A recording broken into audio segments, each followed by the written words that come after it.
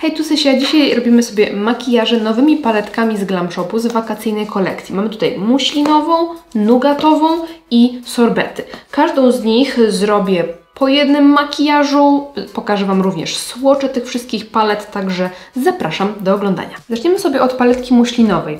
Ma ona 12 cieni, 8 błyszczących i 4 matowe. Powiedziałam, że głównym tematem tej paletki jest fiolet i brzoskwinia i jest to raczej jasna paletka. Tutaj nie ma ani jednego ciemnego cienia. Najciemniejszy to jest ten fiolet, czyli zimna dzianina. Natomiast jest to raczej paletka taka dzienna, którą zrobimy jakbyś takie szybkie, dzienne, proste makijaże z dużą ilością błysków. Oczywiście uzupełniając tą paletę jakąś inną, bądź dodając kreskę, możemy zrobić wieczorowy makijaż, ale jest to raczej paletka, która wydaje mi się, że świetnie sprawdzi się właśnie na dzień, przez to, że jest lekka, że te kolory są jasne i takie szybkie do pracy. Nazwy tych cieni nawiązują do różnych materiałów, tak jak na przykład lycra, poliester, organza, jedwab, welur itd., itd. Z błysków najbardziej zauroczył mnie poliester deluxe, organza i 100% welur, więc myślę, że może właśnie użyjemy sobie któregoś z tych. Nie byłam jakoś mocno przekonana do tej palety, ale po zrobieniu swatchy, no naprawdę te błyski robią wrażenie. Zacznę sobie od tego odcienia, czyli wiskozowy, i nim podkreślę sobie załamanie powieki. I ten wiskozowy, tutaj spodziewałam się, że będzie takim delikatnym, żółtym kolorem, ale to jest w zasadzie taki lekko żółtawy beż, więc on tutaj mi zbyt wiele w tym załamaniu powieki nie robi. To spróbujmy teraz z muślinem, czyli tym brzoskwiniowo-różowym odcieniem. Zacznę sobie budować nim załamanie i troszkę zewnętrzny kącik.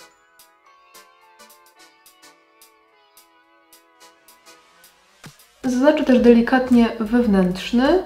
Leciutko go przyciemnię. Przy tych błyskach może to mi dać taką fajną definicję dla oka. Ok, nasza taka pierwotna matowa baza jest gotowa. Myślę, że na dolną powiekę będę chciała nałożyć sobie ten fiolet, ale zacznijmy, bo skończmy sobie najpierw górną powiekę i pójdziemy sobie tutaj w odcienie organza i 100% welur. Ta organza jest przepiękna. Tutaj jest trochę różowo-brzoskwiniowa, ale też mieni się na jakąś taką lekką, nie wiem, zieleń, troszkę fiolet. No taka jakby brzoskwinia z zielenią i z fioletem. No przepiękny ten kolor. I teraz 100% welur. On tutaj w opakowaniu wydaje się fioletem, a odbija się też na zieleń. No taki jest żuczek. Bardzo ładny. Wow, piękny. On taki jest prawie jak multichrom. No może taki duochrom, ale naprawdę robi wrażenie. Ale widzicie, wciąż jest jasny i delikatny, więc dla osób, które nie lubią zbyt ciemnych, zbyt mocnych makijaży, to może być naprawdę fajna paletka. Mnie, przyznam, zauroczyła chyba najmniej z tych wszystkich, ale widzę jej potencjał i widzę, komu może się fajnie sprawdzić. Rozcieram lekko krawędzie tych błysków, żeby ładnie rozproszyć drobinki. I zobaczcie, ten welur dał mi tutaj odrobinę fioletu w to miejsce, takie lekkie przyciemnienie, co jest akurat moim zdaniem spoko. Zatem kontynuujmy temat fioletu, skoro tutaj nam się już pojawił, i wezmę sobie zimną dzianinę, czyli ten chłodny fiolet, mały pędzelek kulkowy i pakuję kolor na dolną powiekę. To może sobie lekko przeciągniemy też na górną powiekę ten fiolet, żeby zrobić takie kocie oko delikatne, a zaraz zobaczymy. Tutaj wkładam też w kącik ten fiolet, tak żeby móc wyciągnąć go teraz na zewnątrz. Nie będę może robiła takiej kreski, ale chciałabym, żeby ten cień stworzył no taką bardzo miękką kreskę, tak to nazwijmy. Coś takiego widać, nie? Że coś tam lekko jest wyciągnięte, ale bez mocnej definicji.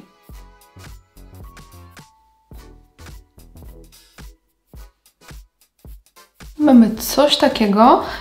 Teraz wezmę sobie jeszcze ten wiskozowy, matowy i spróbuję go wpakować w wewnętrzny kącik. Zobaczymy, jak tutaj będzie się prezentować. No, w kąciku mi się podoba. Widać, że jest lekko żółtawy, taki biszkopcik, ale jednak rozjaśnia mi tą okolicę. Ostatnio bardzo się polubiłam właśnie z matowym kącikiem wewnętrznym, szczególnie jakimś na przykład jasnym, pastelowym. I widzę, że tutaj na łączeniu tych dwóch kolorów zrobił się prześliczny odcień. Taki delikatny brzoskwiniowy róż nam tutaj powstał.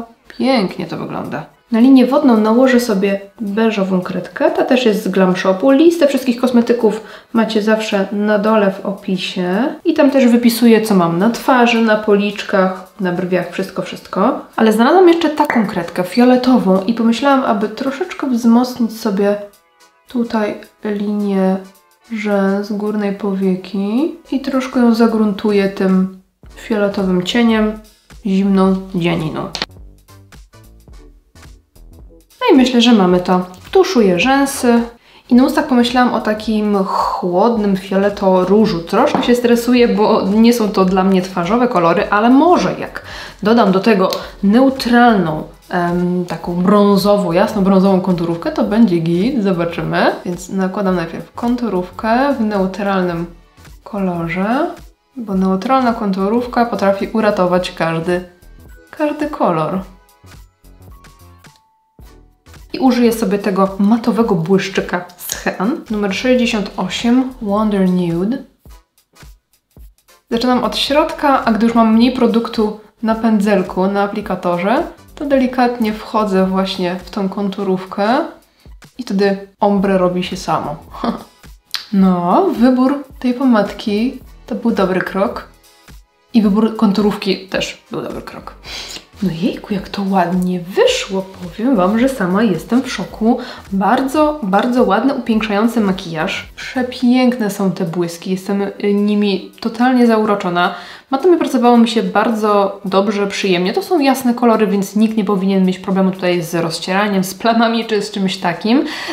Podsumowanie tych wszystkich palet zrobimy sobie na koniec, więc przechodzimy do drugiego makijażu. Teraz zajmiemy się paletką Nougatowa, czyli tą neutralną z kolekcji. Jest to również paletka 12 cieni i to, co jest w niej interesujące, bo dla wielu z Was może wydawać się to po prostu neutralna paleta, ale to, co przykuło moją uwagę, to to, że mamy tutaj brązy w bardzo różnych podtonach i temperaturach, bo są i cieplejsze i chłodniejsze, ale też w podtonach, bo widzimy na przykład, że te matowe brązy, ten na przykład wpada w żółty, ten w brzoskwinie, ten w zieleń, ten w czerwień, tutaj mamy coś chłodniejszego, więc mamy bardzo różne podtony i to może spowodować, że te makijaże będą różnorodne przy użyciu tej palety. To, co również przykuło moją uwagę, to to, że zawiera ona w zasadzie 3 perłowe cienie, od których się tak wiecie, odchodzi, tak nie doceniamy tych perłowych cieni, ale one są naprawdę fantastyczne do robienia szybkich, dziennych makijaży jednym cieniem. Na przykład ten deserowy bardzo przykuł moją uwagę, bo jest takim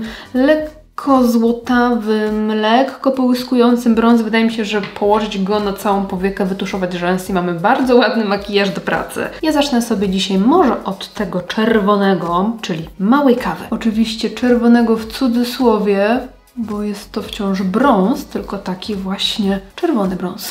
Tutaj sobie zbudujemy takie lekko przydymione oko. Nie będzie to klasyczne smoky eye, bo w klasycznym smoky eye gradient budujemy od dołu do góry, a tu będziemy mieć od wewnątrz do zewnątrz, czyli takie klasyczne cieniowanie.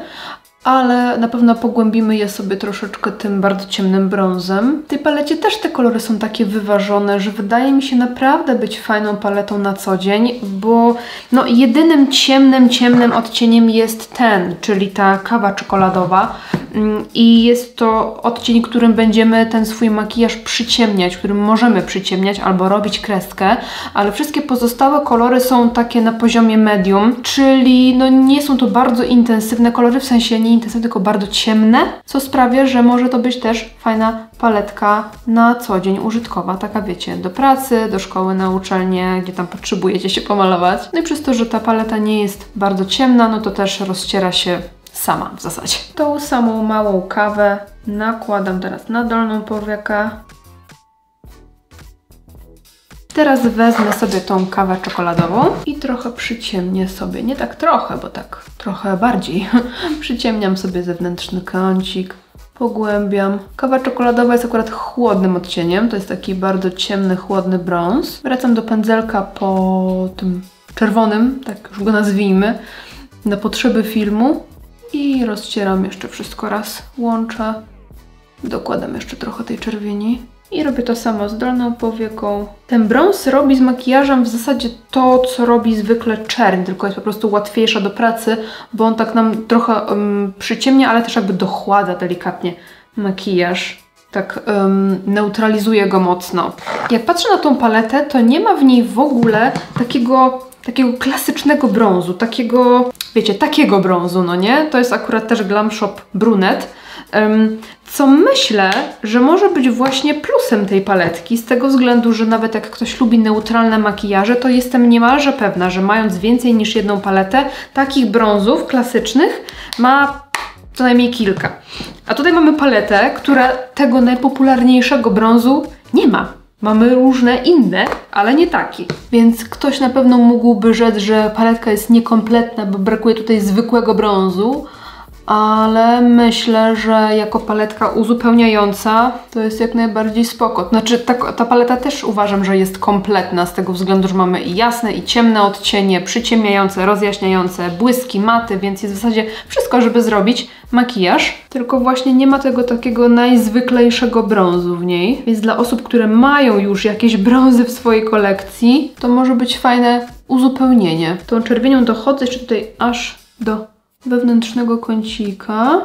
Wszystko jeszcze raz ładnie rozcieram. I mam ogromną ochotę wypróbować właśnie tych perłowych cieni. Jestem pewna, że tutaj te błyszczące są najbardziej interesujące i kuszące i pewnie pojawią się w różnych filmach. A mi się bardzo podoba ta perła. Ona wypada troszeczkę cieplej na powiece, wydaje mi się. To nie jest, jeszcze bym nie nazwała go ciepłym odcieniem, ale on tutaj wydaje się wręcz taki trochę szarawy. A jednak ma w sobie trochę złota, takiego starego złota. No uważam, że ten deserowy, czyli właśnie ta perła, której teraz używam, to będzie idealny odcień do takiego szybkiego makijażu do pracy. Czyli właśnie jeden cień, taki na całą powiekę perłowy, może delikatnie rozetrzeć jakimś matowym brązem, wytuszować rzęsy i gotowe. Bardzo elegancki kolor, też myślę, że dobry do takich makijaży biznesowych, jak musicie mieć, wiecie, taki elegancki makijaż, to jest bardzo, bardzo dobry wybór. I wezmę sobie jeszcze ten z orzechami, wewnętrzny kącik, tutaj może się zabłyszczeć. To jest taki brąz z odrobiną różu. Sprawdzę sobie jeszcze tą paletę pod kątem robienia kresek. Użyję sobie tego najciemniejszego, o patrzcie jaki farfocel, najciemniejszego brązu. I na razie tak na sucho sprawdzę, czy tutaj będzie dobrym kolorkiem do zrobienia takiej lekkiej kreski. No i bardzo spoczko, bardzo spoczko. Ja preferuję najbardziej robić na mokro takie kreski, ale nie zawsze mi się chce. Też nie każdy cień dobrze wypada na mokro. Jak są takie super mocno sypkie i mocno pigmentowane, to ciężko się na mokro je nakłada. Ale tutaj nie trzeba, można spokojnie na sucho. Jak chcemy taką miękką, fajną kreskę.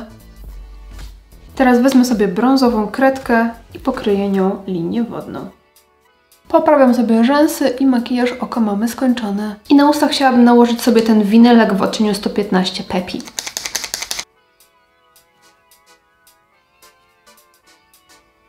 I makijaż numer 2 skończony. Cóż mogę rzec? Wyszedł bardzo klasyczny i elegancki, ale bardzo mi się podoba. Dajcie znać, jak Wam się podoba i przechodzimy do makijażu numer 3. No i pozostały nam sorbety, czyli najbardziej kolorowa opcja z tych wszystkich palet. Sorbety również posiada 12 cieni, z czego 8 błyszczących i 4 matowe. I tutaj widzimy, że te kolory są jednak nieco intensywniejsze niż na przykład w palecie muślinowa. Widzimy, że niektóre kolory są na poziomie medium, więc tą paletą będziemy w stanie zrobić nieco ciemniejszy makijaż, ale wciąż jasny. I mimo, że paleta jest kolorowa, to wydaje się być naprawdę użytkowa z tego względu, że większość tych kolorów to są błyski, a te błyski glam shopowe wiemy, że one nie są nigdy takie jednopoziomowe. One często mają inną bazę, inny błysk, w zależności od tego, jak pada światło. I tak właśnie jest z tymi wszystkimi kolorami, że one tutaj w palecie wydają się naprawdę intensywne, ale na oko, kiedy łapią inny kolor, inne światło, to też prezentują się zupełnie inaczej. No nic, przechodźmy do malowania. I pomyślałam dzisiaj o połączeniu zieleni i pomarańczu, więc zaczniemy sobie właśnie od matowego pomarańczu, czyli soku z mirabelki. I zaczynam cieniowanie. Pędzelek z LH Cosmetics. I tutaj sobie postaram zbudować ten kącik tak dosyć wyraźnie, jak najbardziej wyraźnie się da. Zobaczcie, że ten pomarańcz jest taki dosyć pastelowy, więc też nie powinien sprawiać kłopotów przy rozcieraniu, ani nic takiego, bo zobaczcie, że jest dosyć jaśniutki. Nałożę go również na dolną powiekę. Czystym pędzelkiem jeszcze raz wszystko tutaj rozcieram, krawędzie. I spróbuję sobie delikatnie pogłębić ten makijaż tym jasnym brązem, czyli mrożoną kawą. Zmienię pędzelek na mniejszy. Zobaczymy, czy on mi troszeczkę pogłębi ten kolor, czy tylko go zneutralizuje, bo on też jest taki na poziomie medium, więc nie wiem, czy ten kolor będzie tutaj mi makijaż przyciemniał. Zaraz sobie sprawdzimy. Wydaje mi się, że jednak będzie go tylko przytłumiać. Tym kolorem nie pogłębimy za bardzo makijażu. Może tam minimalnie coś tam widać, ale raczej jest to kolor, który będzie nam albo te kolory tłumił, albo po prostu będzie do brązowych makijaży. To w takim razie wracam do pomarańczu i jeszcze chwilkę go pobuduję. I niepozornym, czyli tym jaśniutkim różem, delikatnie tutaj sobie rozetrę jeszcze te krawędzie. Te kolory kojarzą mi się trochę z paletką Morelowa. Nie wiem, czy kojarzycie taką paletkę z dziewiątek. O, taką paletkę.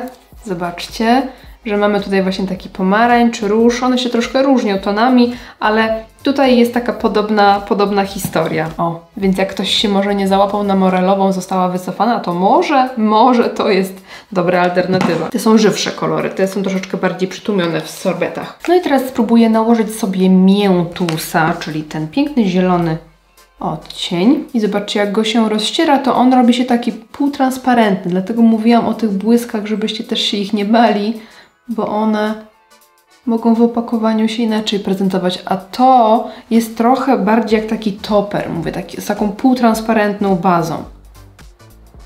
No błyszczy się to dosłownie jak taka mokra tafla, pięknie to wygląda. I tutaj jeszcze coś bym dodała tak na łączenie. Tu mamy mrożone cytryny, tutaj mam a tutaj mam esencję z brzoskwini. Myślę, że cytryny odpadają. Spróbujmy sobie z tym To jest taki miedziano-różowy.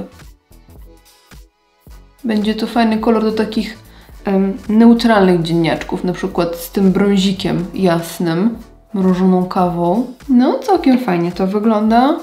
Ciekawe połączenie. Ładnie się połączyły, ale jednak widać, że każdy z tych kolorów jest inny. No, bardzo ładnie. Troszkę brakuje mi tutaj intensywności w kącikach i może spróbuję sobie dobudować go troszkę tym różem, ale najpierw właśnie tym małym pędzelkiem nałożę sobie ten róż w to miejsce. No, ten jest fest intensywny. Taki, no, prawie że neonowy, a nakładam go naprawdę malutko. No, ładne, ładne. To spróbuję sobie jeszcze właśnie dobudować kącik, troszkę sobie go zmienimy kolorystycznie, ale tutaj jak mam róż, to powinien mi ładnie się wtapiać właśnie w ten błyszczący kolor I like it. Robi się kolorowo. W ogóle połączenie różu i pomarańczu to jedno z moich ulubionych połączeń, bo ono mi się tak pięknie zawsze wtapia i wygląda trochę jak taki zachód słońca. Coś pięknego. Potem można go dalej rozwinąć. Na przykład o żółć, albo w drugą stronę o fiolet, albo błękit. Kocham. I odrobinę tym większym pędzelkiem jeszcze rozcieram. Spróbuję sobie nałożyć jeszcze, co to za kolor? Tutaj. Lawendowa perła. I dodam go troszkę w kąciku. Tutaj mam w tym kąciku tego miętusa, ale właśnie może te połączenie coś mi tutaj da fajnego, że na przykład ładnie się połączy z tym różem. No, nice. Tak mi się trochę ta zieleń gryzła z tym różem, a teraz z tą lawendką jest very nice. Tak nam to wyszło, tak no, kolorowo, troszkę tropikalnie wręcz. Tak się rozkminiałam przez chwilkę, czy nie zrobić jakiejś delikatnej kreski, ale chyba sobie odpuszczę, ale wezmę sobie brązową kredkę i troszeczkę tutaj pokryję linię rzęs. Nie będę tego rozcierać, tuszuję rzęsy i na usta pomyślałam, aby nałożyć magika, czyli ten błyszczyk zmieniający kolor. I ja mam już na ustach taki balsamo błyszczyk i nałożę na to tego magika, bo on jest naprawdę intensywny. Tak jak się z początku go nałoży, to się wydaje delikatny, ale potem jak ten kolor się zaczyna różowić, to jest naprawdę intensywny. Tak w tych okolicznościach brakuje mi troszkę więcej różu, więc wezmę sobie cienie z paletki, którą zdenkuję i troszeczkę sobie dołożę. Okej, i teraz zaczyna to mieć sens dla mnie. O, zobaczcie, że kolor na ustach zaczyna się jeszcze bardziej zmieniać i intensyfikować. Tak prezentuje się makijaż na oku. Wyszedł naprawdę tropikalnie, tak soczyście, wakacyjnie. Te kolory są naprawdę bardzo, bardzo ładne. Wciąż jest to jasny makijaż, wciąż jest to delikatny makijaż, więc tą paletą też nie zrobimy sobie krzywdy, ale więcej na jej temat i na temat pozostałych za chwilę. Podsumujmy sobie zatem te palety. Zaczniemy od muślinowej, czyli pierwszej. Jest to subtelna i jasna paletka nadająca się przede wszystkim do wykonywania makijaży dziennych. Paletka dla fanów brzoskwiń, fioletów, róży i osób, które na co dzień malują się delikatnie, na przykład do pracy, na uczelnię, do szkoły itd., które nie lubią na sobie zbyt intensywnych makijaży. Oczywiście możemy potraktować ją jako paletkę uzupełniającą naszą kolekcję i mieszać sobie paletki, ale gdybyśmy mieli tak postawić tylko na tą, no to będzie to paletka, która stworzy nam subtelne, jasne makijaże. Jest tu bardzo dużo kolorów, którymi zrobimy po prostu, wiecie, makijaż jednym cieniem i to wszystko, więc jest taka bardzo użytkowa i funkcjonalna. Paletka Nougatowa jest dla mnie bardzo interesującą propozycją, jeżeli lubimy paletki neutralne, ale szukamy czegoś innego, czegoś, żeby coś tam się w niej działo, to moim zdaniem tutaj właśnie ta różnica w tonacjach jest czymś interesującym. Poza tym fajnie, że pojawiły się tutaj perły, którą zrobimy naprawdę mega szybki, prosty makijaż do pracy, do szkoły, na uczelni i tak dalej. Więc jest w tej palecie coś interesującego i mimo iż ja preferuję kolorowe cienie, kolorowe palety, to ta naprawdę wydaje się być interesująca. Dodatkowo mamy tutaj takie dwa błyski, które mają w sobie odrobinę koloru. Tutaj mamy troszeczkę takiego błękito-fioletu, tutaj odrobinkę zielenio-różu, czegoś takiego, więc też możemy bardzo subtelnie jakiś kolor do naszego makijażu tą paletką wprowadzić. Jest to zdecydowanie coś dla osób, które po prostu preferują nudowe makijaże. Jeśli miałaby to być Wasza jedyna nudowa paletka, to myślę, że da się nią zrobić wiele makijaży, ale może Wam brakować na przykład takiego, wiecie, zwyczajnego brązu, nie podrasowanego żadnym kolorem. Natomiast jako taka paletka dodatkowa, uzupełniająca Waszą kolekcję, myślę, że naprawdę ciekawa opcja. Mi się bardzo podobała i mam mega ochotę zrobić sobie któregoś dnia makijaż w takich brązach i właśnie używając tej perły deserowej. No i paletka Sorbety, którą mamy tutaj, oto ten tutejszy, tu piękny, tropikalny makijaż. Jest to również jasna paletka, którą nie zrobimy sobie intensywnego, mocnego makijażu i chociaż wydają się te kolory naprawdę żywe, to większość tych błysków jest taka półtransparentna, więc ona też nie zrobi nam takiego intensywnego w kolorze makijażu, tak jak widzieliście na przykład z tą zielenią. Tutaj podobnie ma się sprawa na przykład z tą lawendową perłą, z Tutti Frutti i tak dalej, że te kolory, one nie są takie intensywne. One są takie półtransparentne, można powiedzieć, więc najintensywniejszy kolor z paletki to jest malinowski. I malinowskim faktycznie zrobimy sobie intensywny makijaż, natomiast pozostałe są to kolory takie na poziomie medium, jasne, więc jeżeli chcielibyśmy coś bardziej intensywnego, potrzebowalibyśmy dodatkowej palety, a jeżeli lubimy kolor w subtelnej wersji, na przykład na co dzień, do pracy, do szkoły, na uczelnię, to myślę, że jest to fajna opcja, bo te kolory właśnie są takie dosyć jasne, szybkie do pracy. Natomiast jeżeli jesteście kolor freakami i musicie mieć po prostu papugę